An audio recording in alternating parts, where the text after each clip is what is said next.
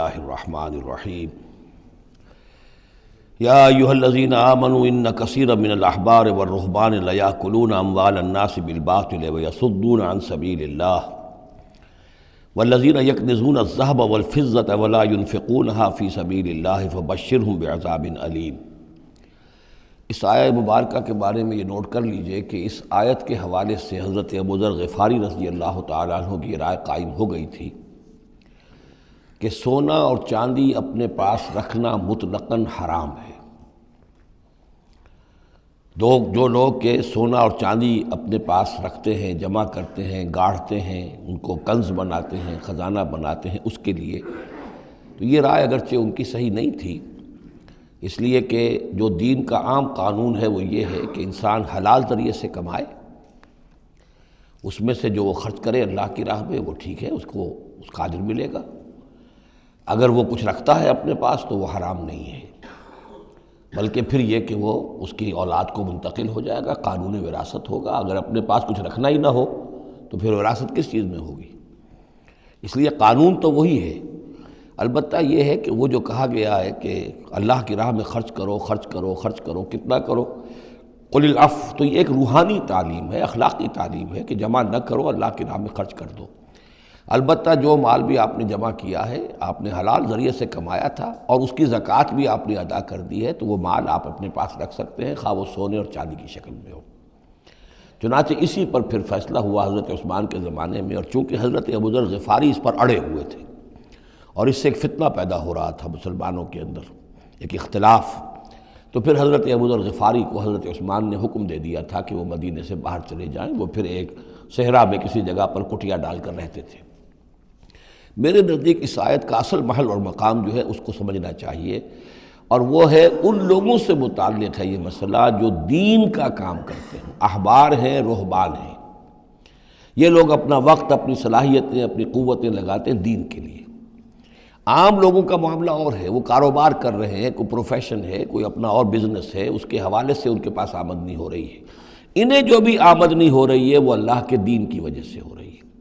یہ اپنے پاس اگر رکھتے ہیں اور اپنا جائیدادیں بناتے ہیں اور دولت بناتے ہیں اور اپنے لیے پھر وہ اپنی نسلوں کے لیے اس کو وراثت میں منتقل کرتے ہیں، تو ان کے اوپر یہ آیت بعین ہی انہی الفاظ میں اس کا انطباق ہوگا، اس لیے کہ یہ سارا معاملہ احبار اور رہبان کے حوالے سے ہو رہا ہے۔ اس آیت کا سیاق اور سباق جو ہے کہ ظاہر بات ہے کہ ان کے لیے جو بھی کچھ ہے، یہ لٹمس ٹیسٹ یہ ہے، ہاں آپ اپنی ضرورت پوری کریں، جیسے حضور نے اپنی ضرورتیں پوری فرمائی، ازواج مطہرات کو بھی نان نفقہ دیتے تھے آپ اسی بیت المال میں سے، آپ اپنے عزیزوں کے ساتھ بھی کوئی حسن سلوک کرتے تھے تو وہیں سے کرتے تھے۔ کبھی بیت المال خالی ہے تو فاقہ بھی آ رہا ہے، لیکن ضرورتیں پوری کریں، جائیداد بنا کر نہ چھوڑ کر جائیں۔ یہ جو معاملہ ہے کہ اس کو جمع کیا جائے اور پھر وہ جائیداد بنے، میرے نزدیک آج بھی اگر آپ جاننا چاہیں علماء حق کون ہیں اور علماء سو کون ہیں، تو لٹمس ٹیسٹ یہ ہے، جو شخص اپنے دینی کیریئر کے نتیجے میں پھر جائیداد بنا کر اور دولت چھوڑ کر مرا ہو، وہ علماء سو میں سے لا محالہ، اس میں کسی شک و شبے کی گنجائش نہیں۔ میں اسے لٹمس ٹیسٹ کے طریقے سے بیان کر رہا ہوں۔ یوم یحمى علیہا فی نار جہنم فتکوی بہا جباہہم وجنوبہم، جس دن کہ ان کو تپایا جائے گا اس سونے اور چاندی کو جہنم کی آگ میں، اور پھر داغے جائیں گے ان سے ان کے پیشانیاں بھی اور ان کی پسلیاں بھی اور ان کی پیٹھیں بھی۔ ھذا ما کنزتم لانفسکم، یہ ہے وہ جو تم نے اپنے لیے جمع کیا تھا، لانفسکم فذوقوا ما کنتم تکنزون، تو مزہ چکھو اپنے اس کنز کا۔ ان عدت الشہور عند اللہ 12 شہرا، اللہ کے ہاں مہینوں کی تعداد 12 ہے، فی کتاب اللہ، اللہ کی شریعت میں، اللہ کے قانون میں، تکوینی بھی اور تشریعی بھی۔ یوم خلق السماوات والارض، جس دن سے کہ اللہ تعالیٰ نے پیدا کیا آسمانوں اور زمین کو، منہا اربعۃ حرم، ان میں سے 4 مہینے ہیں محترم، جن کو کہ اشہر حرم کہتے ہیں، جن میں جنگ وغیرہ جو ہے وہ جائز نہیں تھی۔ ذالک الدین القیم، یہ ہے سیدھا دین، ہمیشہ کا ضابطہ اور قانون۔ فلا تظلموا فیہن انفسکم، تو ان کے معاملے میں اپنے اوپر ظلم نہ کرو۔ وہ ظلم کیا کرتے تھے؟ قریش کی اپنی مصلحت ہوئی کہ کوئی مہم انہیں کوئی لڑائی کا معاملہ ہے ان کے درپیش ہے، وہ کہتے تھے اس سال یا شرع حرم فلاں کی بجائے فلاں مہینے ہوں گے، وہ کیلنڈر کو الٹ پھیر کرتے رہتے تھے کہ اس مرتبہ جو ہے یہ عمرے کے لیے مہینہ رجب کا نہیں ہوگا، فلاں ہوگا۔ اس حوالے سے وہ کیلنڈر جو تھا ڈسٹربڈ تھا، لیکن ہوا ایسا ہے قدرت خداوندی سے کہ جس سال آپ نے آخری حج کیا ہے حجۃ الوداع، تو اس سال وہ ساری جو غلطیاں ہوتی ہیں اس کے بعد وہ جو اس کا مجموعی اور آخری نتیجہ یہ تھا کہ صحیح جگہ پر وہ کیلنڈر آ گیا تھا۔ اسی لیے حضور نے اپنے خطبہ حجۃ الوداع میں کہا ہے کہ استدار الزمان کہیئتہ یوم خلق اللہ السماوات والارض، یہ زمانہ اور یہ کیلنڈر جو ہے، تقویم جو ہے، یہ پورا چکر لگا کر ساری غلطیوں اور ترمیموں میں سے ہو کر اب ٹھیک اسی جگہ پر پہنچ گئی ہے جس مقام پر کہ اللہ نے، جس تقویم پر کہ اللہ تعالیٰ نے آسمان اور زمین کو پیدا کیا تھا، اور آج کے بعد سے ان مہینوں کے اندر کوئی الٹ پھیر نہیں ہو سکے گا۔ وَقَاتِلُوا الْمُشْرِكِينَ كَافَّةً كَمَا يُقَاتِلُونَكُمْ كَافَّةً، اور مشرکوں سے بھی جنگ کرو ایسے ہی سب کے ساتھ جیسے کہ وہ تم سے جنگ کرتے ہیں، جل کر ہر حال میں اور جمع ہو کر۔ وَاعْلَمُوا أَنَّ اللَّهَ مَعَ الْمُتَّقِينَ، اور جان لو کہ اللہ تعالیٰ جو ہے متقین کے ساتھ ہے۔ إِنَّمَا النَّسِيءُ زِيَادَةٌ فِي الْكُفْرِ، یہ جو مہینے کو ہٹا دینا تھا ادھر سے ادھر، یہ پھیر دینا جو ہے اشر حرم کا، یہ بڑھائی ہوئی بات ہے کفر کی۔ يُضَلُّ بِهِ الَّذِينَ كَفَرُوا، اس کے ذریعے سے گمراہ ہوئے ہیں وہ لوگ جنہوں نے کفر کیا۔ يُحِلُّونَهُ عَامًا، حلال کر لیتے ہیں اس مہینے کو ایک سال، وَيُحَرِّمُونَهُ عَامًا، اور ایک سال اسے حرام قرار دے دیتے ہیں۔ لِيُوَاطِئُوا عِدَّةَ مَا حَرَّمَ اللَّهُ، تاکہ تعداد پوری کر لیں اس کی جو اللہ نے حرام ٹھہرائے ہیں۔ 4 مہینے حرام ہیں آگے پیچھے پھیر کر، لیکن تعداد پوری کر دی۔ فَيُحِلُّوا مَا حَرَّمَ اللَّهُ، اس کا نتیجہ کیا نکلتا ہے کہ جو اللہ کی طرف سے محترم مہینہ تھا وہ ان کے حساب سے، ان کی غلطی سے پھر وہ حلال ہو جاتا ہے، پھر حلال کر لیتے ہیں وہ مہینہ جو اللہ نے حرام کیا ہے۔ زُيِّنَ لَهُمْ سُوءُ أَعْمَالِهِمْ، اسی طریقے سے ان کے جو برے اعمال ہیں ان کے لیے مزین کر دیے گئے، کھبا دیے گئے ان کی نگاہوں میں۔ وَاللَّهُ لَا يَهْدِي الْقَوْمَ الْكَافِرِينَ، اور اللہ کافروں کو ہدایت نہیں دیتا۔ یہاں وہ 5 رکوع ختم ہوئے ہیں کہ جن کا تعلق ہے نبی اکرم صلی اللہ علیہ وسلم کی بعثت خاصہ الی اہل العرب، اس کی تکمیل ہو گئی، اس کے مقاصد پورے ہو گئے، اس کے ضمن میں آخری احکام دے دیے گئے۔ اب جہاں سے جو شروع ہو رہا ہے 6 رکوع سے، یہ میں نے آپ کو بتایا تھا کہ یہ غزوہ تبوک کا مسئلہ ہے، اس کا پس منظر بھی بیان کر چکا ہوں۔ سن 6 میں صلح حدیبیہ ہوئی، حضور صلی اللہ علیہ وسلم نے اس کے بعد آپ اپنے پیغامبر، ایلچی، اپنے خطوط، نامہ ہائے مبارک بھیجے۔ باقی جگہوں پر جو ہوا سو ہوا، لیکن ایک شخص نے کہ جو رئیس بصرہ تھا، شرحبیل بن عمرو غسان کا، اور یہ تھا رومن امپائر کے تابع، ان کا باج گزار تھا، اس نے حضور کا جو وہاں گیا تھا نامہ بر خط لے کر گئے تھے حضرت حارث ابن عمیر ازدی رضی اللہ تعالی عنہ، انہیں قتل کر دیا، شہید کر دیا۔ سفیر کا قتل جو ہے وہ گویا کہ اعلان جنگ ہوتا ہے، لہذا حضور نے ایک لشکر تیار کیا، 3000 مسلمانوں کو جمع کیا، حضرت زید ابن حارثہ کو ان کے اوپر امیر بنایا، اور لشکر بھیجا موتا کی طرف۔ یہ جنگ موتا ہوئی ہے سن 8 میں، جمادی الاولیٰ سن 8 میں جنگ موتا ہوئی ہے۔ اس میں ہوا یہ کہ وہاں سے رومیوں کا لشکر آ گیا 1 لاکھ کا، اور مسئلہ یہ پیدا ہوا کہ اب ہمیں مقابلہ کرنا چاہیے یا نہیں، لیکن مسلمانوں نے کہا کہ ہم تو شہادت کے شائق ہیں، شہادت ہے مطلوب و مقصود مومن، نہ مال غنیمت نہ کشور کشائی۔ تو جنگ ہوئی، نتیجہ یہ ہوا کہ حضرت زید بن حارثہ بھی شہید ہوئے۔ پھر حضور نے پہلے ہی بتا دیا تھا کہ اگر وہ شہید ہو جائیں تو پھر جعفر ابن ابی طالب جو حضور کے چچا داد بھائی تھے حضرت جعفر طیار، پھر وہ ہوں گے کمانڈر، انہوں نے چارج لیا، وہ بھی شہید ہو گئے۔ ان کے بعد حضور نے فرمایا تھا کہ عبداللہ ابن رواحہ انصاری ہوں گے، انہوں نے چارج سنبھالا، وہ بھی شہید ہو گئے۔ پھر آخر کار حضرت خالد ابن ولید نے خود اپنے ہاتھ میں کمان سنبھالی، اور کسی طریقے سے وہ اپنے اس لشکر کو بچا کر لے آئے۔ تو یہ صورتحال ہوئی جنگ موتا کی۔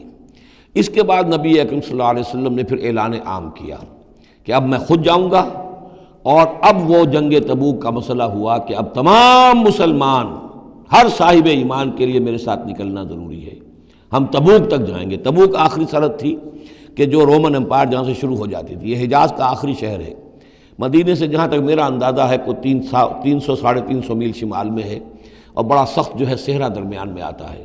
شدید گرمی کا موسم تھا، شدید گرمی کا موسم، تب طویل سفر، ادھر فصل تیار تھی کہ کھجوریں پکی ہوئی تھی، اگر انہیں اتاریں گے نہیں وقت پر تو ضائع ہو جائے گی، اور اگر سب مرد چلے جاتے ہیں تو عورتیں تو کھجوریں نہیں اتار سکتی، یہ کھجور کا اتارنا جو ہے پھل کا وہ آسان کام نہیں ہوتا۔ یہ سارے ایسے امتحانات جمع ہو گئے کہ اس کے لیے اہل ایمان کا بھی آخری امتحان ہو گیا، جس کے نتیجے میں جو منافقین تھے ان کا گویا کہ تش تش بام ہو گیا، ان کا معاملہ، ان کی کمزوریاں، ان کی خباثتیں کھل کر سامنے آ گئیں۔ تو یہ یوں سمجھیے کہ یہ 11 رکوع منافقین کے موضوع پر قرآن مجید کا آخری مقام اور ذروۂ سنام ہے۔ جیسے کہ اس سے پہلے سورہ نساء کے اندر بہت بڑا حصہ جو ہے، تقریباً نصف سورت جو ہے وہ متعلق تھی منافقین سے ہی۔ یہاں پر بھی یوں سمجھیے کہ یہ 11 رکوع جو ہیں وہ بہت سے مضامین اس میں آئیں گے، لیکن یہ کہ ایک جو درمیان میں یوں سمجھیے کہ جو دھاگا ہوتا ہے جس میں موتی پروئے ہوئے ہیں، ان میں وہی منافقین کا مضمون ہے۔ تو اس میں یہ ہے کہ آپ کو معلوم ہے کہ حضور 30,000 کا لشکر لے کر گئے تھے، اور اس میں وہاں جا کر ہرقل اگرچہ موجود تھا، ہیرکلیس، لیکن اس نے مقابلے میں آنے کی جرت نہیں کی۔ وہ پہچان چکا تھا کہ یہ اللہ کے رسول ہیں، اور میں اگر براہ راست ان کے مقابلے میں آؤں گا تو مار کھا جاؤں گا۔ حضور وہاں مقیم رہے، وہاں کے آس پاس کے لوگ آئے، انہوں نے معاہدے کیے، اپنی سرحدوں کو آپ نے محفوظ کیا، اور پھر آپ واپس آ گئے۔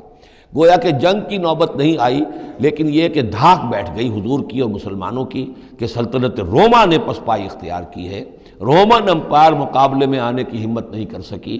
تو وہ جو بھی جنگ موتا کی وجہ سے جو کچھ ہوا اکھڑی تھی، اللہ تعالیٰ نے اس ہوا کو دوبارہ جو ہے قائم کر دیا۔ بہرحال اس کے بعد یہ سلسلہ آگے بڑھا حضرت ابوبکر کے زمانے میں، کیونکہ حضور نے اپنے مرض وفات میں بھی ایک لشکر تیار کر دیا تھا، اور زید ابن حارثہ رضی اللہ تعالیٰ عنہ کے بیٹے حضرت اسامہ ابن زید کو اس کا سربراہ مقرر کیا تھا۔ جب آپ کا انتقال ہوا ہے تو وہ لشکر تیار تھا۔ اب اس موقع پر جو منافقین کی جان پر بن گئی، تو خطاب تو شروع ہو رہا ہے یا ایھا الذین آمنوا سے، لیکن وہ بات ذہن میں رکھ لیجیے جو میں نے سورہ نساء میں آپ سے کہی تھی کہ منافقین سے بھی خطاب ہوتا ہے تو یا ایھا الذین آمنوا کے صیغے سے ہوتا ہے، اس لیے کہ وہ بھی مسلمان تھے، ایمان کا دعویٰ کرتے تھے۔ یا ایھا الذین آمنوا ما لکم اذا قیل لکم انفروا فی سبیل اللہ ثاقلتم الی الارض، اے ایمان کے دعوے دارو، تمہیں کیا ہو گیا ہے جب تم سے کہا جاتا ہے نکلو اللہ کی راہ میں تو تم گرے جاتے ہو، دھسے جاتے ہو زمین کی طرف، یعنی کہ وہ پاؤں من کے بھر کے ہو گئے اور اٹھا نہیں جا رہا، حوصلہ جو ہے جواب دے گیا۔ ارضیتم بالحیات الدنیا من الآخرہ، اب یہ وہی سرچنگ کویسچن، ذرا سوچو، کیا تم نے آخرت کی بجائے دنیا کی زندگی کو قبول کر لیا ہے؟ دعوے دار تو ہو ایمان بالآخرت کے، لیکن اگر تم اللہ کی راہ میں جنگ کے لیے نکلنے کے لیے تیار نہیں ہو تو اس کا مطلب یہ کہ تم آخرت ہاتھ سے دے کر اور دنیا خرید رہے ہو۔ فما متاع الحیات الدنیا فی الآخرۃ الا قلیل، تو جان لو کہ دنیا کی پوری زندگی کا ساز و سامان آخرت کے مقابلے میں کچھ بھی نہیں ہے، نہ ہونے کے برابر ہے، بہت قلیل۔ الا تنفروا، اگر نہیں نکلو گے اللہ کی راہ میں، یعذبکم عذابا علیما، تمہیں عذاب دے گا، دردناک عذاب۔ وَيَسْتَبْدِلْ قَوْمًا غَيْرَكُمْ، اور تمہیں ہٹا کر کسی اور قوم کو لے آئے گا۔ اس نے اپنے دین کا جھنڈا اٹھوانا ہے، تم نہیں اٹھاتے، تمہیں دفع کرے گا، ریجیکٹ کرے گا، مردود کر دے گا، اور کسی اور قوم کو لے آئے گا۔ وَلَا تَضُرُّوهُ شَيْئًا، اور تم اللہ کا کوئی نقصان نہیں کر سکو گے۔ وَاللَّهُ عَلَىٰ كُلِّ شَيْءٍ قَدِيرٌ، اللہ ہر چیز پر قادر ہے۔ إِلَّا تَنصُرُوهُ، اگر تم ان کی مدد نہیں کرو گے، یعنی حضور کی، فَقَدْ نَصَرَهُ اللَّهُ إِذْ أَخْرَجَهُ الَّذِينَ كَفَرُوا ثَانِيَ اثْنَيْنِ إِذْ هُمَا فِي الْغَارِ، جبکہ کافروں نے انہیں اپنے گھر سے اور مکے سے نکلنے پر کر دیا تھا، جبکہ دو میں کے دوسرے تھے، دو ہی تھے، حضور تھے اور حضرت ابوبکر تھے رضی اللہ تعالی عنہ۔ اذ ہما فی الغار، جبکہ وہ دونوں غار میں تھے۔ اذ یقول، یہ غار ثور کا واقعہ ہے۔ اذ یقول لصاحبہ لا تحزن، جب حضرت ابوبکر نے رضی اللہ تعالی عنہ یہ کہا کہ حضور یہ تو پہنچ گئے ہیں غار کے دہانے تک، اگر کسی نے ذرا بھی نیچے جھانک لیا تو ہم نظر آ جائیں گے۔ تو حضور نے فرمایا لا تحزن، فکر نہ کرو، ان اللہ معنا، اللہ ہمارے ساتھ ہے۔ فانزل اللہ سکینتہ علیہ، تو اللہ تعالیٰ نے تسکین اور سکون نازل کر دیا ان پر۔ وأیدہ بجنود لم تروہا، اور ان کی مدد فرمائی ان لشکروں سے جنہیں تم نہیں دیکھتے۔ وجعل کلمۃ الذین کفروا السفلی، اور جس کا نتیجہ یہ نکلا ہے کہ کافروں کا کلمہ جو ہے وہ نیچا پڑ چکا ہے، پورے جزیرہ نما عرب کے اندر اللہ کا دین جو ہے غالب آ چکا ہے۔ وجعل کلمۃ الذین کفروا السفلی، اللہ نے بنا دیا ہے کافروں کی بات کو سب سے نیچے۔ وَكَلِمَةُ اللَّهِ هِيَ الْعُلْيَا، اور اللہ کا کلمہ تو سب سے اونچا ہے ہی۔ وَاللَّهُ عَزِيزٌ حَكِيمٌ، اللہ تعالیٰ زبردست ہے، حکمت والا۔ انفروا خفافا وثقالا، نکلو خواہ ہلکے خواہ بوجھل۔ یہ ہلکے اور بوجھل کے دو پہلو ہو سکتے ہیں، یا تو داخلی طور پر بوجھل دل کے ساتھ نکلو، یا آمادگی کے ساتھ نکلو، نکلنا پڑے گا۔ اب یہ نکلنا فرض عین ہے، یہ نفیر عام ہے۔ وہ بات گئی جبکہ صرف تحریض تھی، تحریض تھی، ترغیب تھی، وہ دور ختم ہوا۔ اب نکلنا پڑے گا، اس جنگ میں نفیر عام ہے، چاہے بوجھل دل کے ساتھ نکلو اور چاہے کھلے دل کے ساتھ اور آمادگی کے ساتھ نکلو۔ اور اس کے ایک معنی یہ بھی ہو سکتے ہیں، چاہے تمہارے پاس ساز و سامان کافی ہے تب بھی نکلو، کم ساز و سامان ہے تب بھی نکلو۔ تو خارجی طور پر بھی ہو سکتا ہے یہ بوجھل اور ہلکا، اور داخلی طور پر بھی۔ وَجَاهِدُوا بِأَمْوَالِكُمْ وَأَنفُسِكُمْ فِي سَبِيلِ اللَّهِ، اور جہاد کرو اللہ کی راہ میں اپنے اموال سے اور اپنی جانوں سے۔ ذَلِكُمْ خَيْرٌ لَكُمْ إِن كُنتُمْ تَعْلَمُونَ، یہی تمہارے لیے بہتر ہے اگر تم علم رکھتے ہو۔ لَوْ كَانَ عَرَضًا قَرِيبًا، اگر انہیں توقع ہوتی کہ مال قریب ہی ہے، قریب ہی ہمیں مال مل جائے گا، غنیمت مل جائے گی، وَسَفَرًا قَاصِدًا، اور اس کے لیے سفر بھی جو ہے وہ چھوٹا ہے، بڑا نہیں ہے، لَاتَّبَعُوكَ، تو یہ سب اے نبی آپ کی پیروی کرتے، آپ کے ساتھ چلتے۔ وَلَكِنْ بَعُدَتْ عَلَيْهِمُ الشُّقَّةُ، لیکن ان کو تو بڑی بھاری پڑ رہی ہے، بڑی دور کی مسافت نظر آ رہی ہے، اتنا دور۔ اور اس میں اعلان کر دیا تھا حضور نے، حالانکہ فتح مکہ کے موقع پر بھی حضور نے خفیہ رکھی تھی اپنی ساری اسکیم، اور عام طور پر جنگوں میں یہ ہوتا ہے، اپنی پوری اسکیم کا اعلان تو نہیں ہوتا، لیکن غزوہ تبوک میں آپ نے اعلان کیا تھا کہ ہم جا رہے ہیں، سلطنت روما سے ٹکراؤ ہے، تبوک تک ہمیں جانا ہے، کوئی چیز آپ نے راز نہیں رکھی، تاکہ جو شخص بھی ہے وہ سمجھ لے، اس کے لیے پوری تیاری کرے، داخلی بھی خارجی بھی، ساز و سامان کی بھی، اپنے حوصلے کو بھی دیکھ لے، لیکن یہ کہ بہرحال نکلنا فرض ہے۔ وَسَيَحْلِفُونَ بِاللَّهِ لَوِ اسْتَطَعْنَا لَخَرَجْنَا مَعَكُمْ، اور یہ عنقریب قسمیں کھائیں گے اللہ کی کہ اگر ہمارے اندر استطاعت ہوتی ہم ضرور نکلتے، اب مجبوری ہے، فلاں مجبوری ہے، فلاں مجبوری ہے۔ یہلکون انفسہم، یہ اپنے آپ کو ہلاک کر رہے ہیں، واللہ یعلم انہم لکاذبون، اور اللہ تعالیٰ کو معلوم ہے کہ یہ جھوٹ بول رہے ہیں۔ عفا اللہ عنک لما اذنت لہم، اے نبی آپ کو اللہ معاف فرمائے، یا اللہ نے آپ کو معاف کر دیا، آپ نے انہیں کیوں اجازت دے دی؟ یعنی کوئی منافق آیا، کوئی اور آیا، حضور یہ مجبوری ہے، بیوی بیمار ہے، کوئی دیکھ بھال کرنے والا نہیں ہے، تو مجھے اجازت دے دی، اچھا بھائی جاؤ۔ حضور کی طبیعت میں بھی نرمی تھی اور آپ نے اجازت دے دی۔ اب جب اجازت مل گئی، اس نے کہا میں نے تو اجازت لے لی ہے، وہ کور بن گیا، اس کے نفاق کا پردہ چاک نہیں ہوا۔ حالانکہ حضور اجازت نہ دیتے تب بھی اس نے نہیں جانا تھا، لیکن نہیں جانا تھا تو معلوم تو ہو جاتا کہ اس نے رسول کی بات کا جو ہے وہ معصیت کی ہے، نافرمانی کی ہے، اس کے نفاق کا پردہ جو ہے وہ پڑا رہ گیا، وہ پردہ اٹھ جاتا۔ عفا اللہ عنک، اللہ کو معاف کرے، یا اللہ نے آپ کو معاف کر دیا، لما اذنت لہم، کیوں آپ نے ان کو اجازت دے دی؟ حتی یتبین لک الذین صدقوا وتعلم الکاذبین، یہاں تک کہ آپ کے لیے واضح ہو جاتا کون صادق الایمان ہے، کون سچے مسلمان ہیں، اور آپ جان لیتے کون جھوٹے ہیں، اس لیے کہ انہوں نے پھر بھی نہیں جانا تھا، آپ اجازت نہ دیتے تب بھی رہ جانا تھا، اور اس سے یہ ہے کہ ان کے نفاق کا پردہ جو ہے وہ فاش ہو جاتا۔ لا یستأذنک الذین یؤمنون باللہ والیوم الآخر، وہ لوگ جو اللہ اور یوم آخر پر ایمان رکھتے وہ آپ سے اجازت کے طالب ہو ہی نہیں سکتے۔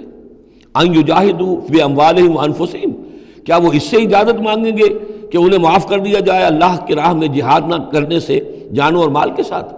ایمان کا تو لازمی تقاضا ہے۔ پھر وہی وہ جو ڈیفینیشن میں نے آپ کو بتائی ہے سورہ حجرات میں، انما المؤمنون الذین آمنوا باللہ ورسولہ ثم لم یرتابوا وجاہدوا باموالہم وانفسہم فی سبیل اللہ، وہ تو اس کا جزو لازم ہے، شرط لا ینفک ہے۔ لہذا جو لوگ اللہ پر اور یوم آخر پر ایمان رکھتے ہیں وہ آپ سے ایگزمپشن نہیں مانگ سکتے جہاد فی سبیل اللہ سے۔ واللہ علیم بالمتقین، اور اللہ تعالیٰ جو ہے اپنے متقی بندوں سے خوب واقف ہے۔ انما یستأذنک الذین لا یؤمنون باللہ والیوم الآخر، اصل میں جو اجازت مانگ رہے ہیں آپ سے، ایگزمپشن مانگ رہے ہیں، رخصت مانگ رہے ہیں، یہ وہ لوگ ہیں جو حقیقتاً اللہ پر اور یوم آخر پر ایمان نہیں رکھتے۔ وارتابت قلوبہم، اور ان کے دل جو ہے شکوک میں پڑ گئے ہیں۔ سورہ حجرات کی اس آیت میں کیا ہے؟ انما المؤمنون الذین آمنوا باللہ ورسولہ ثم لم یرتابوا، پھر شک میں نہ پڑے۔ یہاں فرمایا وارتابت قلوبہم، ان کے دلوں کے اندر شکوک کے ڈیرے ہیں۔ فہم فی ریبہم یترددون، اور وہ اپنے اسی شک و شبے کے اندر بھٹک رہے ہیں۔ تردد بھی یہی ہوتا ہے، تذبذب، تردد، چلوں نہ چلوں، یہ جو متردد ہو جاتا ہے آدمی، کبھی چاہتا ہے چلنا چاہیے بھائی، ورنہ تو یہ کہ اب جو ہے بالکل پردہ فاش ہو جائے گا اور میں منافق قرار دے دیا جاؤں گا، اس کے بعد پھر یہ کہ پھر نہیں، کوئی نہ کوئی جھوٹی بہانہ بناؤ، قسم کھا لو۔ وَلَوْ أَرَادُوا الْخُرُوجَ لَأَعَدُّوا لَهُ عُدَّةً، اور اگر انہوں نے نکلنے کا ارادہ کیا ہوتا تو اس کے لیے ساز و سامان فراہم کرتے، جیسے کہ کیا جاتا ہے، آدمی سفر کے لیے تیاری کرتا ہے، انہوں نے تیاری نہیں کی۔ وَلَكِنْ كَرِهَ اللَّهُ انبعاثَهُمْ، تو اللہ تعالیٰ ہی نے ان کا نکلنا پسند نہیں فرمایا۔ فَثَبَّتَهُمْ، اور ان کو بوجھل کر دیا، ان کو روک دیا۔ وَقِيلَ اقْعُدُوا مَعَ الْقَاعِدِينَ، اور ان سے کہہ دیا گیا رہو بیٹھ رہنے والوں کے ساتھ تم بھی بیٹھ رہو، اس کی حکمت آگے آئے گی۔ لو خرجوا فیکم، اگر یہ نکلتے آپ کے ساتھ، اے مسلمانوں تمہارے ساتھ، ما زادوکم الا خبالا، تو نہ اضافہ کرتے تمہارے لیے مگر خرابی کا۔ دلوں میں روگ تھا، وہاں جا کے فتنے اٹھاتے، آپس میں لڑاتے، کوئی اور کچھ کرتے، لہذا ان کا بیٹھ رہنا بھی حکمت پر مبنی ہے، اللہ تعالیٰ کی طرف سے، گویا کہ اس میں بھی ایک خیر ہے، گویا کہ بندہ مومن کے لیے تو خیر ہی خیر ہے، ادھر بھی خیر ادھر بھی خیر، لیکن منافق کے لیے شر ہی شر ہے، ادھر بھی شر ادھر بھی شر۔ لو خرجوا فیکم، اگر یہ نکلتے تمہارے ساتھ، ما زادوکم الا خبالا، تو یہ نہ اضافہ کرتے تمہارے لیے مگر برائی کا، خرابی کا، ولا اوضعوا خلالکم، اور یہ گھوڑے دوڑاتے تمہارے مابین، یبغونکم الفتنہ، تمہارے لیے فتنے پیدا کرنے کے لیے، وفیکم سماعون لہم، اور تمہارے اندر ان کے بعض جاسوس بھی ہیں، یا تمہارے اندر بعض لوگ ہیں جو ان کی باتیں بڑی توجہ سے سنتے ہیں۔ یہ دونوں ترجمے ہوں گے، واللہ علیم بالظالمین، اور اللہ تعالیٰ ظالموں سے خوب واقف ہے۔ یعنی تمہارے اندر ہے مسلمانوں بعض نیک دل، وہ منافق نہیں ہیں، نیک دل سادہ لو مسلمان ہیں جو ان سے حسن ظن رکھتے ہیں، ان سے کوئی تعلق رکھتے ہیں، دوستی رکھتے ہیں، ان کی بات توجہ سے سنتے ہیں۔ تو اگر یہ ہوتے تمہارے لشکر میں ساتھ اور یہ کوئی فتنہ اٹھاتے، تو وہ جو سادہ لو مسلمان تھے، وہ ان کی بات سن کر کسی فتنے میں مبتلا ہو سکتے تھے۔ اور ایک ترجمہ وہ ہے کہ ان میں جاسوس موجود ہیں۔ لقد ابتغوا الفتنة من قبل، یہ اس سے پہلے بھی فتنے اٹھاتے رہے ہیں۔ وَقَلَّبُوا لَكَ الْأُمُورِ، یہی لفظ فتنہ آیا اس حدیث میں جو میں سنا چکا ہوں آپ کو۔ علماء سوء کا کردار کیا ہو جاتا ہے؟ علماءہم شر الناس تحت عدیم السماء من عندہم تخرج الفتنۃ وفیہم تعود۔ جھگڑے، لڑائیاں، فتوے، اور ایک دوسرے کی وہ تفرقہ جو ہے اور اس کے اندر شدت ہے، یہ کام ہے۔ لقد ابتغوا الفتنة من قبل، یہ فتنے اٹھاتے رہے پہلے بھی۔ وقلبوا لك الامور، اور اپنی امکانی حد تک اے نبی آپ کے لیے معاملات کو تلپٹ کرنے کی کوشش کرتے رہے، بدلتے رہے، حتیٰ جاء الحق، یہاں تک کہ حق آ گیا۔ جزیرہ نماء عرب میں تو فیصلہ ہو گیا، اللہ کے دین کا غلبہ ہو گیا۔ وظہر امر اللہ، اللہ کا امر ظاہر ہو گیا، غالب ہو گیا۔ وہم کارہون، جبکہ انہیں یہ پسند نہیں تھا، یہ تو ابھی چاہتے تھے کہ دین کا غلبہ اس طرح سے نہ ہو۔ ومنہم من یقول اذن لی ولا تفتنی، ان میں سے وہ بھی ہے جو کہتا ہے کہ حضور مجھے اجازت دے دیجئے اور مجھے فتنے میں نہ ڈالیے۔ یہ ایک بہت ہی مردود شخص تھا، جد ابن قیس لعنت اللہ علیہ، یہ منافقین میں سے تھا۔ یہ آیا اور اس نے بڑا استہزاء کا انداز اختیار کیا حضور کے ساتھ، حضور مجھے تو آپ اجازت دے دیجئے۔ کیوں بھائی، کیا معاملہ ہے، کیا مجبوری ہے؟ حضور میں ذرا حسن پرست قسم کا انسان ہوں، اور وہ شام کی طرف آپ جا رہے ہیں، شامی عورتیں بہت خوبصورت ہوتی ہیں، تو میں تو اپنے اوپر قابو نہیں رکھ سکوں گا، میں فتنے میں مبتلا ہو جاؤں گا، تو آپ مجھے فتنے سے بچا لیں۔ وَمِنْهُمْ مَنْ يَقُولُ اذن لِّي وَلَا تَفْتِنِّي، اور ان میں سے وہ بھی ہے جو کہتا ہے کہ مجھے تو اجازت دے دیجئے، ایکسیپٹ کر دیجئے، اور مجھے فتنے میں نہ ڈالیے، میں آپ کے ساتھ جاؤں گا تو فتنے میں پڑ جاؤں گا۔ أَلَا فِي الْفِتْنَةِ سَقَطُوا، آگاہ ہو جاؤ، فتنے میں تو پڑ چکے، اور فتنہ کون سا ہوگا؟ جو بدبخت اس قسم کا معاملہ کر رہا ہے، بدترین فتنے کا شکار تو ہو چکا۔ وَإِنَّ جَهَنَّمَ لَمُحِيطَةٌ بِالْكَافِرِينَ، اور یقیناً جہنم جو ہے ان کافروں کا احاطہ کیے ہوئے ہے۔ ان تصبک حسنۃ تسوء، اے نبی اگر آپ کو کوئی اچھی بات پہنچتی ہے، کوئی فتح ہوتی ہے، کوئی خیر آتا ہے، کوئی اچھی خبر آتی ہے، تسوءہم، انہیں بری لگتی ہے۔ وَإِن تُصِبْكَ مُصِیبَةٌ، اگر کوئی تکلیف آ جاتی ہے، ناگوار پوزیشن، صورتحال، یقولوا قد اخذنا امرنا من قبل، تو کہتے ہیں جی ہم نے تو اپنا معاملہ پہلے ہی درست کر لیا تھا، ہم کوئی بے وقوف تھوڑا ہی ہے، ان لوگوں کی طریقے سے جو ہے اتنے جو ہے ہم رسک نہیں لیتے، ہم نے پہلے اس سے اپنی حفاظت کا بندوبست کر لیا تھا۔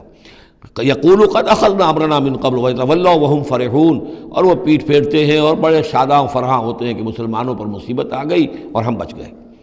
قل لن یصیبنا الا ما كتب اللہ لنا، یہ آیتیں تو ہر شخص کو یاد کر لینی چاہیے۔ یہ دو آیتیں بندہ مومن کے لیے بہت بڑا ہتھیار ہیں، بہت بڑا اسلحہ ہے۔ کہو لن یصیبنا الا ما كتب اللہ لنا، اے بدبختو ہم پر کوئی مصیبت نہیں آ سکتی سوائے اس کے جو اللہ نے ہمارے لیے لکھ دی ہو۔ ہوا مولانا، وہ ہمارا مولا ہے، اگر اس کی طرف سے تکلیف آ جائے، دوست کی طرف سے تکلیف آ جائے کہ ہرچہ ساقی ما ریخت عین الطافظ، میرا ساقی میرے پیالے میں جو بھی ڈال دے اس کا لطف و کرم ہی ہے، تو اللہ کی طرف سے جو آئے سر تسلیم خم ہے جو مزاج یار میں آئے۔ نہ شود نصیب دشمن کے شود ہلاک تیغت، سر دوستاں سلامت کے تو خنجر آزمائی۔ اہل ایمان کا تو معاملہ یہ ہونا چاہیے، قل لن یصیبنا الا ما کتب اللہ لنا هو مولانا، وہ ہمارا مولا ہے، اس کے اذن کے بغیر پتہ تک نہیں ہل سکتا، تو ہمیں ڈر کس کا ہو؟ وعلی اللہ فلیتوکل المؤمنون، اور اللہ ہی پر توکل کرنا چاہیے اہل ایمان کو۔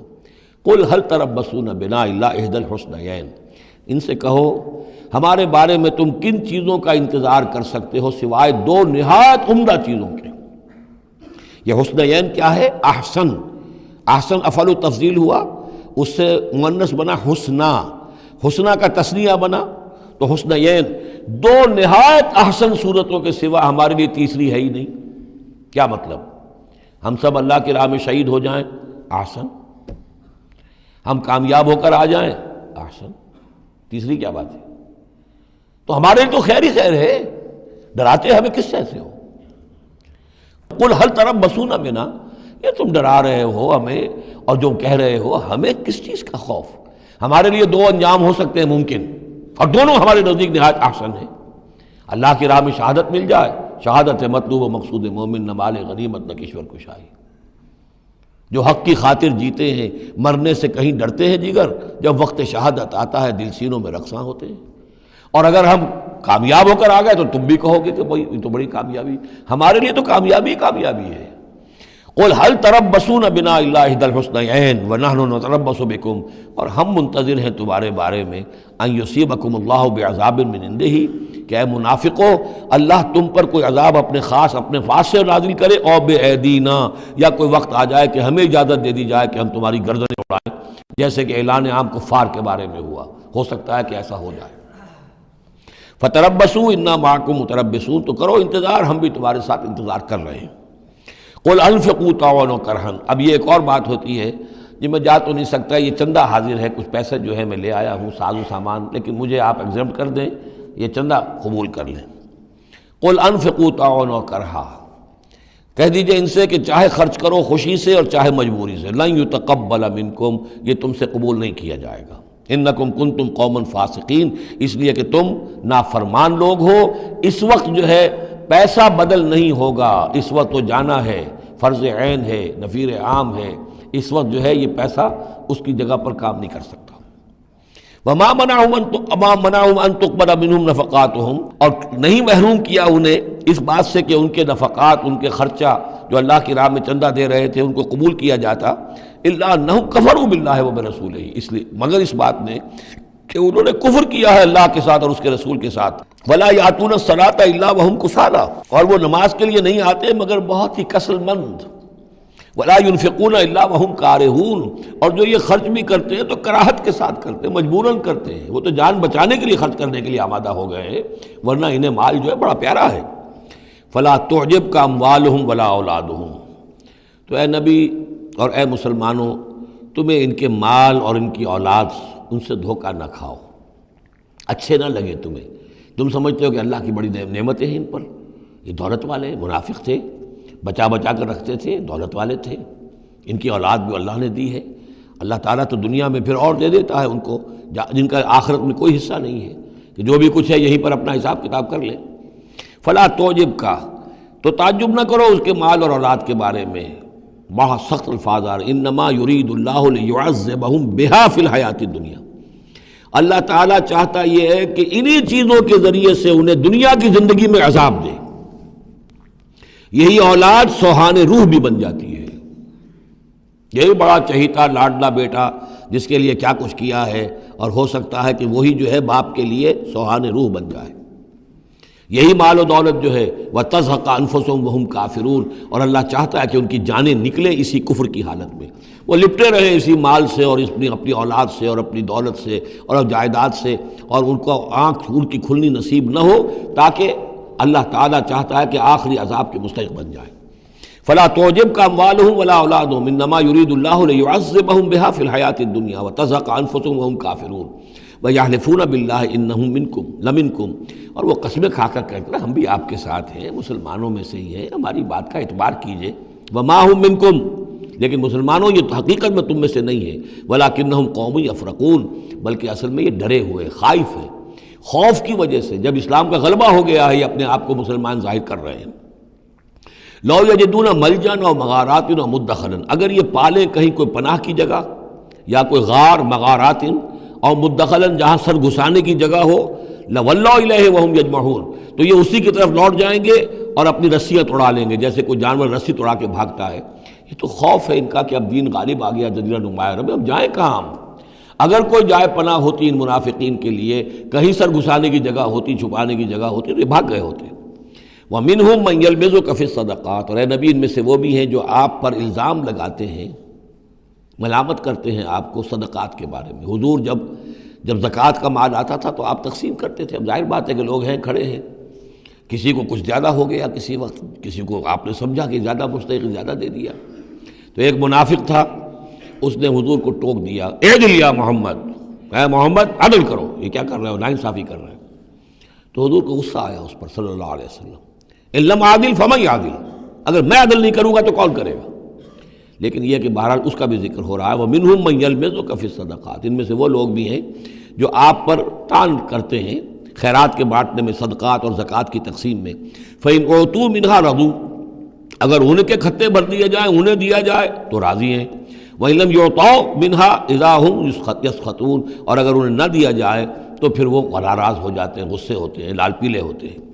وَلَوْ أَنَّهُمْ رَضُوا مَا آتَاهُمُ اللَّهُ وَرَسُولُهُ، اور اگر وہ راضی رہتے اس پر جو دیا انہیں اللہ نے اور اس کے رسول نے، وَقَالُوا حَسْبُنَا اللَّهُ، اور کہتے اللہ ہمارے لیے کافی ہے، سَيُؤْتِينَ اللَّهُ مِنْ فَضْلِهِ وَرَسُولُهُ، ان قریب پھر بھی بعد میں بھی اللہ تعالیٰ اور اس کے رسول ہمیں اپنے فضل سے نوازتے رہیں گے، اِنَّا إِلَى اللَّهِ رَاغِبُونَ، ہم اللہ کی طرف رغبت کرنے والے ہیں۔ اگر یہ کہتے، کاش کہتے تو کتنا اچھا ہوتا۔ اب یہاں ان صدقات کی مدیں بیان کر دی ہیں، جو زکوٰۃ کی یہی آیت ہے، مشہور آیت، کہ صدقات جو زکوٰۃ کی جو مدیں ہیں وہ کون کون سی ہیں۔ انما الصدقات، زکوٰۃ جو ہے تو سب سے پہلے للفقراء، مفلسوں کے لیے، والمساکین، محتاجوں کے لیے، والعاملین علیہا، اور جو بھی زکوٰۃ کا بندوبست کریں گے، زکوٰۃ جمع کریں گے، تحصیلدار ہوں گے، زکوٰۃ کا حساب کتاب رکھیں گے، زکوٰۃ تقسیم کریں گے، وہ اس کے عاملین علیہا ہیں، ان کی تنخواہیں اس میں سے دی جائیں گی۔ والمؤلفۃ قلوبہم، اور تالیف قلب کے لیے، کچھ لوگ ہوتے تھے جب تک ایک تحریک اور دعوت چل رہی ہے، بعض لوگ ہوتے ہیں معاشرے کے اندر صاحب حیثیت ہوتے ہیں، انہیں کچھ دے دلا دیا جائے تو ان کی مخالفت کم ہو جاتی ہے، ساتھی نہ بنے، کم سے کم یہ کہ ان کا مخالفت کا زور شور جو ہے کم ہو جائے، تو یہ تالیف قلب کے لیے۔ یہ مد جب اسلام غالب ہو چکا تو اس کے بعد سے ختم ہو گئی۔ اس کے بارے میں فقہا کا کہنا یہ اس وقت تک تھا جب تک کہ ابھی وہ تحریک اور دعوت چل رہی تھی، لیکن ویسی ہی سچویشن پھر کبھی دوبارہ پیدا ہو سکتی ہے تو پھر یہ مد جو ہے اس کے اندر یہ شامل ہو جائے گی۔ وفر رقاب، گردنوں کے چھڑانے میں، اور گردنوں کے چھڑانے میں کسی پر تاوان آ گیا ہے، کوئی شخص جو ہے وہ مقروض اتنا ہو گیا ہے کہ اس سے نہیں نکل پا رہا ہے، لہذا ایک یہ کہ لم سم مدد کر کے اسے گویا کہ اس کی گردن چھڑا دی جائے۔ والغارمین، جن پر تاوان بھرنا پڑے۔ وفی سبیل اللہ، اور ایک مد جو ہے فی سبیل اللہ بھی ہے، مطلب یہ ہے کہ اللہ کی راہ میں جہاد، دعوت اور اقامت دین کی جد و جہد میں بھی یہ رقم خرچ ہو سکتی ہے، لیکن اولین مستحق یہ ہے۔ انفاق فی سبیل اللہ خود اللہ کل کا کل دین کے لیے ہے، اللہ کے دین کے لیے، دعوت، تبلیغ اور جو بھی اقامت دین کی جد و جہد ہے اس کے لیے۔ لیکن یہ جو صدقات ہیں، اور زکوٰۃ بھی صدقات ہی میں شامل ہے، ان میں اولاً جو مستحق ہیں وہ ہیں غرباء اور یتیم اور مساکین اور بیوائیں، جو بھی ہیں محتاج ہیں، یہ ان کے زیادہ پہلے حقدار ہیں۔ البتہ یہ کہ اگر کسی شخص کے پاس اس طرح کی رقم بچ جائے کہ جو اس کے قریب میں جو بھی رشتہ دار ہیں، غرباء ہیں، یتامہ ہیں، مساکین ہیں، ان کو دے چکا ہے، اور وہ باقی وہ کسی دین کے کام میں دینا چاہے تو دے سکتا ہے۔ وفی سبیل اللہ وابن السبیل، اور مسافر کے لیے۔ فریضۃ من اللہ، یہ اللہ تعالیٰ کی طرف سے معین ہو گیا ہے۔ یہی لفظ آیا ہے بار بار سورہ نساء میں، جہاں کے جو احکام آئے تھے وراثت کے۔ واللہ علیم الحکیم، اور اللہ تعالیٰ سب کچھ جاننے والا ہے، کمال حکمت والا۔ ومنہم الذین یؤذون النبی، ان میں سے وہ لوگ بھی ہیں جو نبی کو ایذا پہنچاتے ہیں۔ ویقولون هو اذن، اور وہ کہتے ہیں یہ تو نرے کان ہی کان ہیں۔ ایک تو محاورہ ہمارے یہاں کان کا کچا ہونا وہ اور معنی میں ہے، لیکن یہ کہتے تھے کہ ہم نے جا کر جھوٹ بولا، حضور میری بیوی بیمار ہے، اور انہوں نے مان لیا کہ یہ کان ہی کان ہے، یہ صرف جو کچھ کہہ دیتے ہیں مان لیتے ہیں، سن لیتے ہیں، ہوا اذن، یہ تو نرے کان ہے بس، یہ بھی حضور کی توہین۔ ومنہم الذین یؤذون النبی ویقولون هو اذن قل اذن خیر لکم، کہہ دیجئے یہ کان تمہارے لیے بہتر ہیں، بہتری کے لیے ہیں، تمہاری خیریت اسی میں ہے۔ یؤمن باللہ و یؤمن للمؤمنین، یہاں پہ یہ ایمان کے ساتھ بے اور لام کا فرق واضح ہو جائے گا۔ وہ یقین رکھتے ہیں اللہ پر اور بات مان لیتے ہیں مومنوں کی، یہ ان کی شرافت ہے، یہ ان کی نجابت ہے، یہ ان کی مروت ہے۔ وہ جانتے ہیں تم جھوٹ بول رہے ہو لیکن نہیں کہتے کہ تم جھوٹ بول رہے ہو۔ یہ شرافت اور مروت کا معاملہ ہے، یہ نہیں ہے کہ انہیں معلوم نہیں ہے۔ بندہ مومن جو ہے وہ تو یہ ہے کہ اتقوا فراست المومن، مومن کی فراست سے ڈرو، فإنہ ینظر بنور اللہ، وہ اللہ کے نور سے دیکھتا ہے۔ تو جو عام مومن کا معاملہ یہ ہو تو رسول کا معاملہ کیا ہوگا؟ کیا انہیں پتہ نہیں چلتا تھا کہ جھوٹ بول رہے ہیں؟ لیکن آپ کی مروت اور شرافت۔ قل اذن خیر لکم یؤمن باللہ و یؤمن للمؤمنین ورحمۃ للذین آمنوا منکم، اور جو تم میں سے واقعی مومن ہیں ان کے حق میں رحمت ہے۔ والذین یؤذون رسول اللہ لہم عذاب علیم، اور جو ایذا پہنچاتے ہیں اللہ کے رسول کو ان کے لیے بڑا دردناک عذاب ہے۔ یحلفون باللہ لکم لیرضوکم، اے مسلمانوں یہ تمہارے سامنے قسمیں کھاتے ہیں اللہ کی تاکہ تمہیں راضی کریں۔ اب ظاہر بات ہے کہ حضور کا تو جا کر بہانہ جو کیا اور وہ لے کر آ گئے، اب مسلمانوں سے بھی کہہ رہے ہیں، قسمیں کھا کھا کر اپنے یقین دلا رہے ہیں کہ ہم مخلص ہیں، آپ ہمارے شک نہ کریں۔ یحلفون باللہ لکم لیرضوکم، تاکہ تمہیں راضی کر لیں۔ واللہ ورسولہ احق ان یرضوہ، اللہ اور اس کا رسول زیادہ حقدار ہیں کہ وہ انہیں راضی کریں، ان کانوا مومنین، اگر وہ واقعتاً مومن ہیں۔ الم یعلموا انہ من یحادد اللہ ورسولہ، کیا وہ جانتے نہیں ہیں کہ جو کوئی بھی مقابلہ کرے گا اور سرکشی کرے گا اللہ اور اس کے رسول کے مقابلے میں آ جائے گا، فَأَنَّ لَهُ نَارَ جَهَنَّمَ خَالِدًا فِيهَا، تو اس کے لیے تو جہنم کی آگ ہے جس میں وہ ہمیشہ ہمیش رہے گا۔ ذَلِكَ الْخِزْيُ الْعَظِيمُ، اور یہ بہت بڑی رسوائی ہے۔ يَحْذَرُ الْمُنَافِقُونَ أَن تُنَزَّلَ عَلَيْهِمْ سُورَةٌ تُنَبِّئُهُم بِمَا فِي قُلُوبِهِمْ، اے مسلمانوں یہ منافق ڈرتے رہتے ہیں کہ کہیں ایسا نہ ہو کہ مسلمانوں پر کوئی ایسی صورت نازل ہو جائے کہ جو ان کو ہمارے دلوں کی حالت بتا دے۔ اللہ کی طرف سے وحی آ سکتی ہے، ہم جو کہ جھوٹ بول رہے ہیں ہمارا پردہ چاک کر دیا جائے اور ہمارا جو ہے وہ پوری لیے ہمارے لیے شامت آ جائے۔ قل استہزئوا، کہیے کہ نہیں ڈرتے، ابھی تم استہزاء کرتے رہو، ان اللہ مخرج ما تحذرون، لیکن بہرحال ایک وقت آئے گا جس چیز سے تم ڈر رہے ہو اللہ اسے ظاہر کر دے گا، عیاں کر دے گا۔ وَلَئِن سَأَلْتَهُمْ لَيَقُولُنَّ، اور اگر آپ ان سے پوچھیں گے تو کہیں گے اِنَّا كُنَّا نَخُوضُ وَنَلْعَبُ، وہ جب بکواس کرتے تھے آپس میں، حضور کے خلاف بات کر رہے ہیں، کسی مومن صادق کے اوپر کوئی تہمت لگا رہے ہیں۔ اب اگر کسی نے جا کر کوئی بات بتا دی حضور کو کہ فلاں شخص تو یہ کہہ رہا تھا، عبداللہ ابن ابی یہ کہہ رہا تھا، فلاں نے یہ کہا ہے، حضور نے بلایا، طلب کیا، پوچھا، تو اب وہاں پر آئیں گے وَلَئِن سَأَلْتَهُمْ، اگر پوچھیں گے، باز پرس کریں گے آپ ان سے، لَيَقُولُنَّ، وہ لازماً کہیں گے اِنَّمَا كُنَّا نَخُوضُ وَنَلْعَبُ، یہ تو ویسے ہی ذرا گپ بازی میں لگے ہوئے تھے، یہ تو تھوڑی سی جو تھی ہماری گفتگو جو ہو رہی تھی وہ لائٹ وین میں گفتگو ہو رہی تھی، اس کو خامخواہ اس شخص نے جو ہے وہ سنجیدگی سے لے لیا، ہم کھیل رہے تھے دل لگی میں، یہ بات ہم نے کہہ دی تھی۔ قُلْ أَبِاللَّهِ وَآيَاتِهِ وَرَسُولِهِ كُنتُمْ تَسْتَهْزِئُونَ، کہیے تو کیا تم اللہ کے ساتھ اور اس کی آیات کے ساتھ اور اس کے رسول کے ساتھ استہزاء کر رہے تھے؟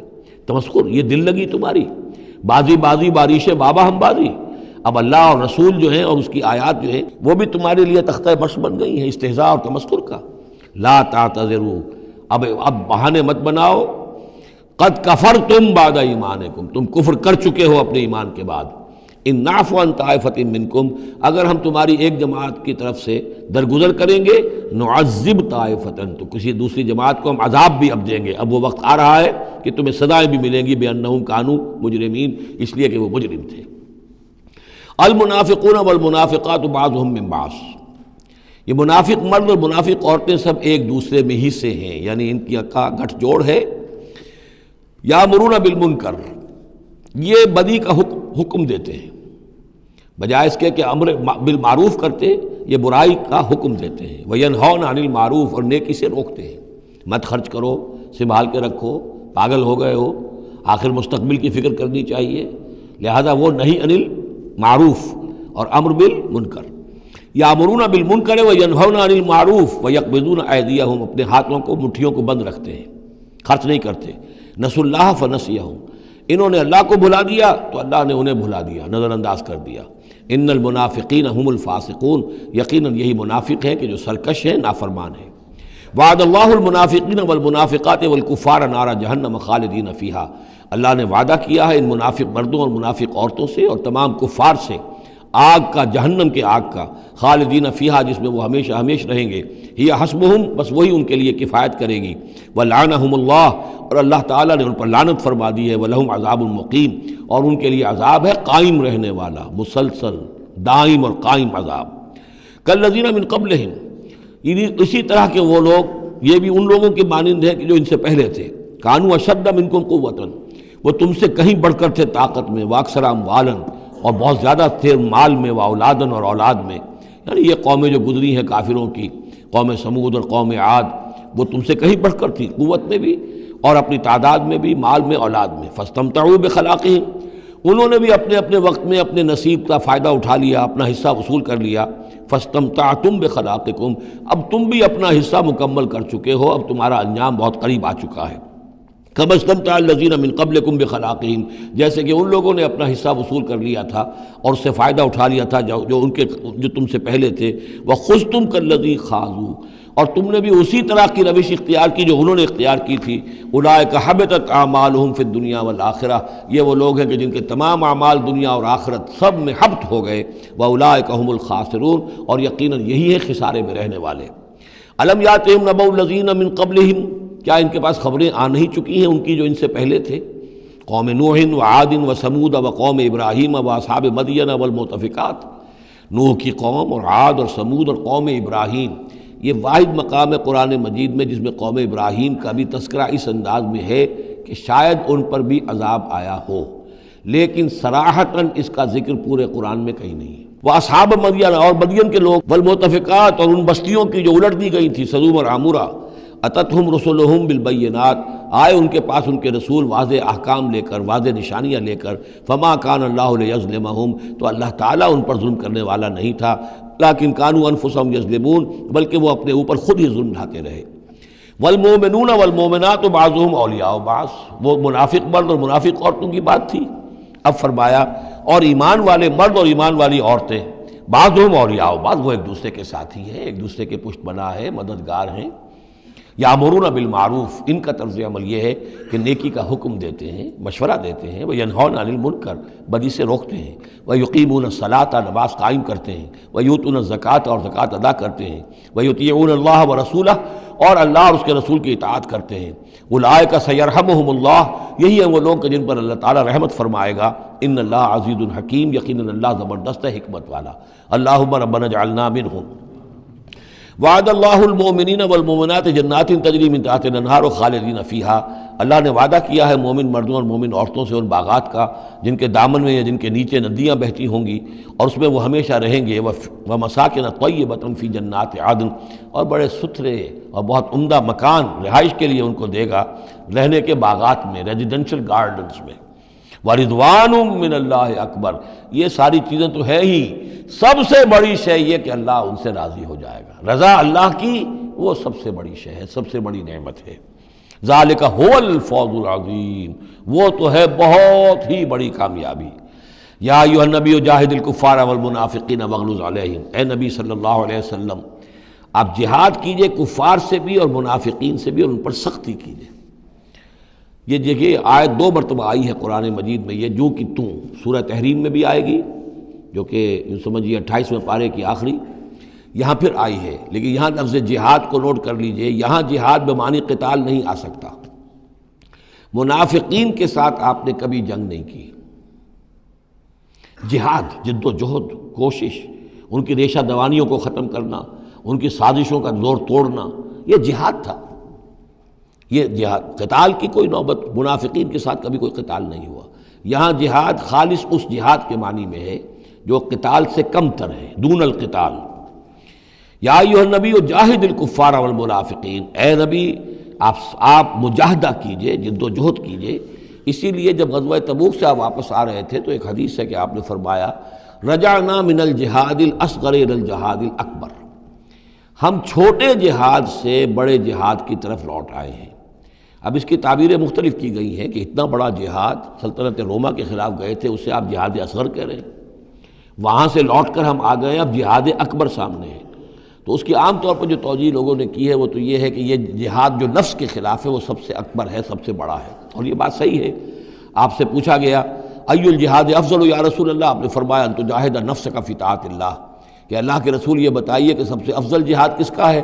آپ نے فرمایا کہ تم جہاد کرو اپنے نفس کے خلاف اور اسے اللہ کا مطیع بناؤ۔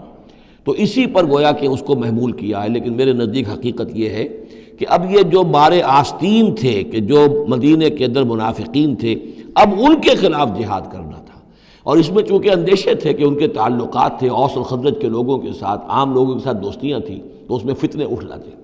واپس آ کر آپ نے مسجد زرار کو پھر جلایا ہے، گرایا ہے۔ یہ بہت بڑا قدم تھا۔ عام مسلمان جو اس پر مشتعل بھی ہو سکتے تھے کہ مسجد کو گرا رہے، لیکن یہ کہ یہ اقدامات آپ نے کیے ہیں صلی اللہ علیہ وسلم اس آیت کے اترنے کے بعد اور تبوک سے واپسی کے بعد۔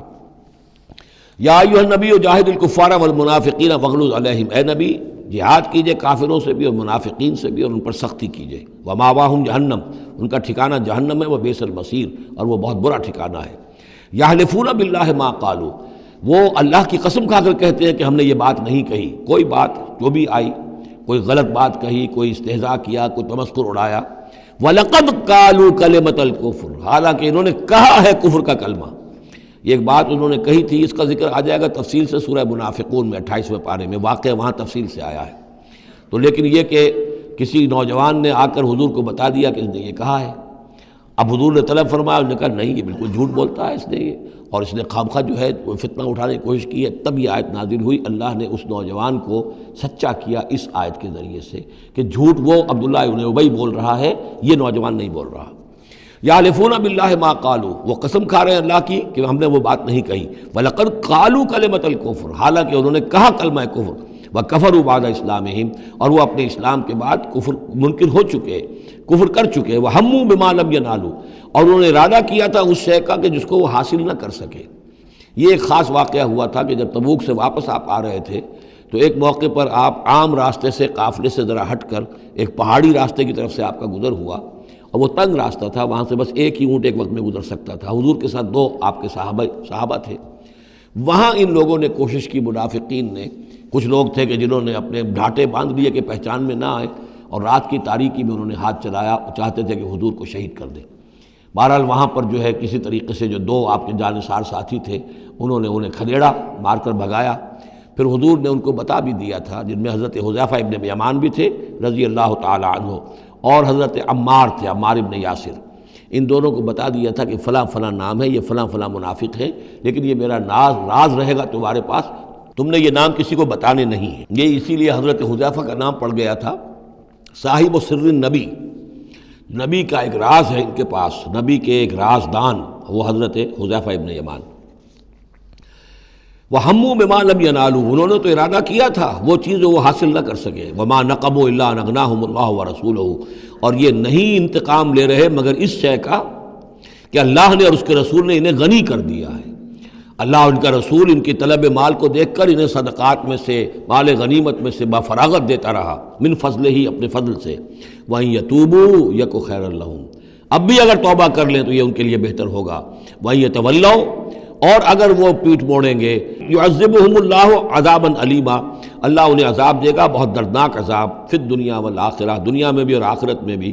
وَمَا لَهُمْ فِي الْأَرْضِ مِن وَلِيٍّ وَلَا نَصِيرٍ، اور پوری زمین میں ان کے لیے نہ کوئی ولی ہوگا، پشت پناہ ہوگا، مددگار ہوگا، اور نہ ہی کوئی حامی ہوگا۔ وَمِنْهُمْ مَنْ عَاهَدَ اللَّهُ، اب یہ وہ 3 آیتیں آ گئی ہیں جو میری تقریروں میں بہت مرتبہ آئی ہیں، ہم مسلمانان پاکستان کے لیے خاص لمحہ فکریہ ہیں۔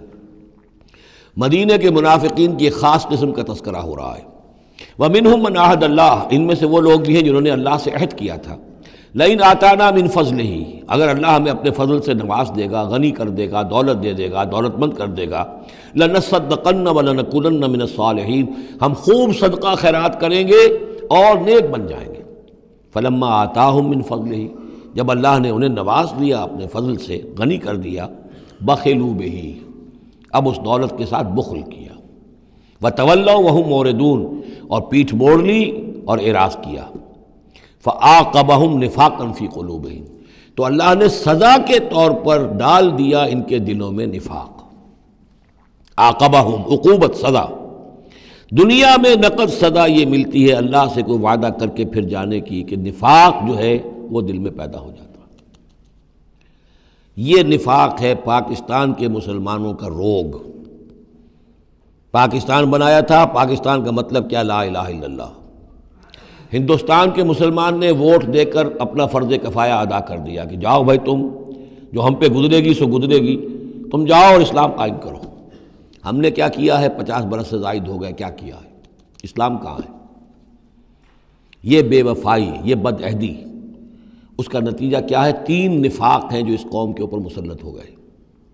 نفاق باہمی، اب وہ قوم نہیں رہی، قومیتوں میں تحلیل ہو چکی ہے، اب عصبیتیں ہیں، صوبائیت ہے، لسانیت ہے، اور نہ معلوم کیا کچھ ہے، فرقہ واریت ہے۔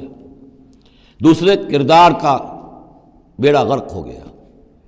آیت المنافق ثلاث، حضور نے فرمایا منافق کی 3 نشانیاں ہیں، جس میں یہ تینوں چیزیں ہیں، خواہ وہ انسامہ وصلہ، چاہے روزہ رکھتا ہو، نماز پڑھتا ہو، اپنے آپ کو مسلمان سمجھتا ہو، وہ منافق ہے۔ جب بولے جھوٹ بولے، جب وعدہ کرے خلاف ورزی کرے، اور جب کہیں امین بنا دیا جائے خیانت کرے۔ وہ دیکھ لیجئے اپنی قوم کو، جو جتنا بڑا ہے الا ماشاء اللہ، ایکسیپشنز پروو دی رول، قانون یہی ہے، جو جتنا بڑا اتنا ہی جھوٹا، اتنا ہی خائن، اور اتنا ہی وعدہ خلاف۔ اور تیسرا اور میرے نزدیک سب سے بڑا نفاق جو ہے وہ ہمارے دستور میں ہے۔ The most secret document of state is the constitution. اور منافقت کا پلندہ ہے کہ ایک ہاتھ سے اسلام داخل کرتے ہیں، دوسرے سے نکال دیتے ہیں۔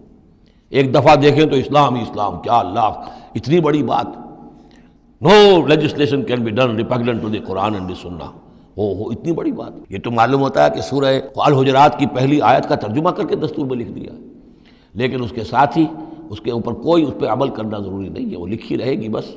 اور ہم نے ایک آئیڈیالوجی کونسل بنا دی ہے، وہ اس کے مطابق سفارشات پیش کرتی رہے گی، اور ہر سال اس کی رپورٹ پیش ہو جایا کرے گی، خلاص۔ کوئی اس میں سینکشن نہیں، کوئی اس کے نافذ کرنے کی کوئی ذمہ داری نہیں، کوئی پابندی نہیں۔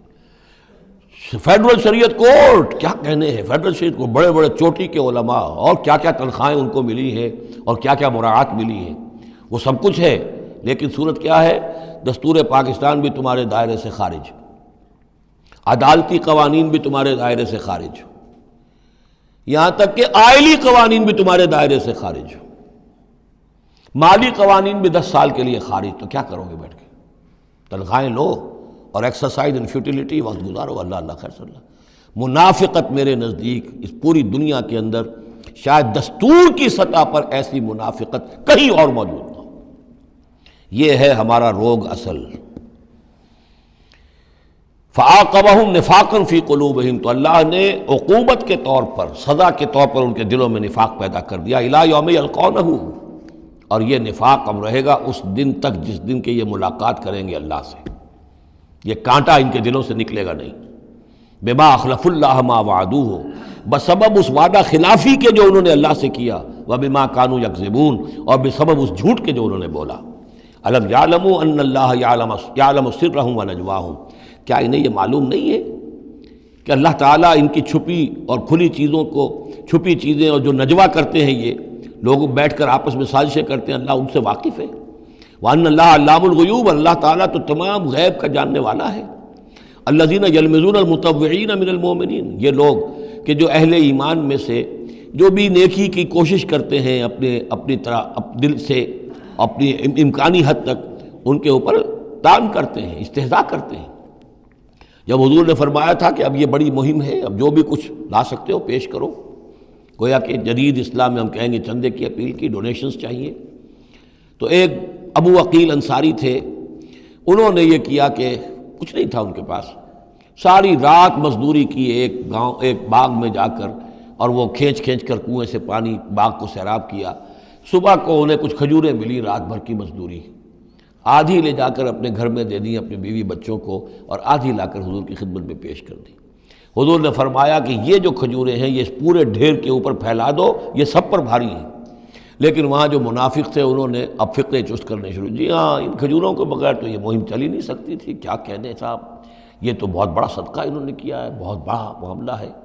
تو یہ اب تانے دے رہے ہیں، ان کا دل دکھا رہے ہیں۔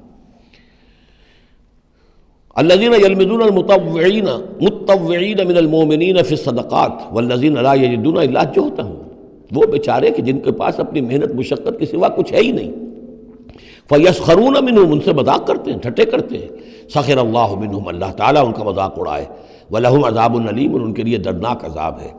استغفر لہم، اب یہ سخت ترین آیت ہے قرآن مجید میں منافقین کے لیے، یا وہ تھی جو سورہ نساء میں تھی، ان المنافقین فی الدرک الاسفل من النار، منافق آگ کے سب سے نچلے طبقے میں ہوں گے. کیا یہ ہے استغفر لہم، اے نبی اب آپ ان کے لیے استغفار کریں، او لا تستغفر لہم، یا ان کے لیے استغفار نہ کریں.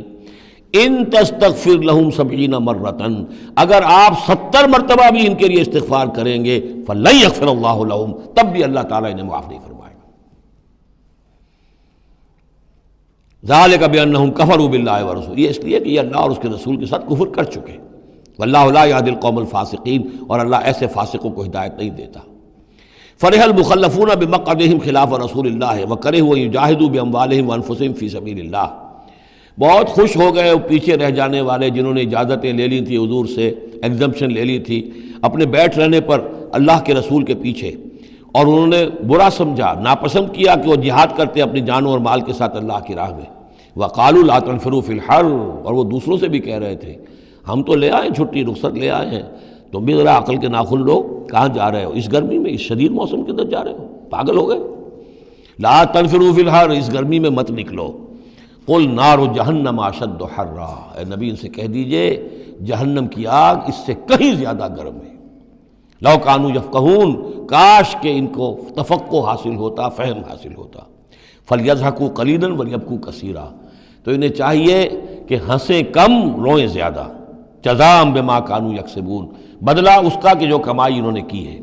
فإن رجعک اللہ الی طائفۃ منہم، تو اے نبی اگر اللہ تعالیٰ آپ کو لوٹا کر لے جائے، یہ 4 رکوع تو ختم ہو چکے تھے، 9ویں رکوع پر ان کے بارے میں تو تیقن کے ساتھ معلوم تھا کہ وہ غزوہ تبوک پر روانگی سے قبل آئے ہیں. یہ درمیان کا ہے کہ کچھ جاتے کچھ آتے، کچھ غزوہ تبوک کے وقت عین تبوک میں بھی وہی نازل ہوئی ہے، تو یہ وہ آیات ہے. فَإِن رَجَعَكَ اللَّهُ، ظاہر بات ہے یہاں معلوم ہو رہا ہے کہ یہ کہیں تبوک میں یہ آیت نازل ہوئی ہے.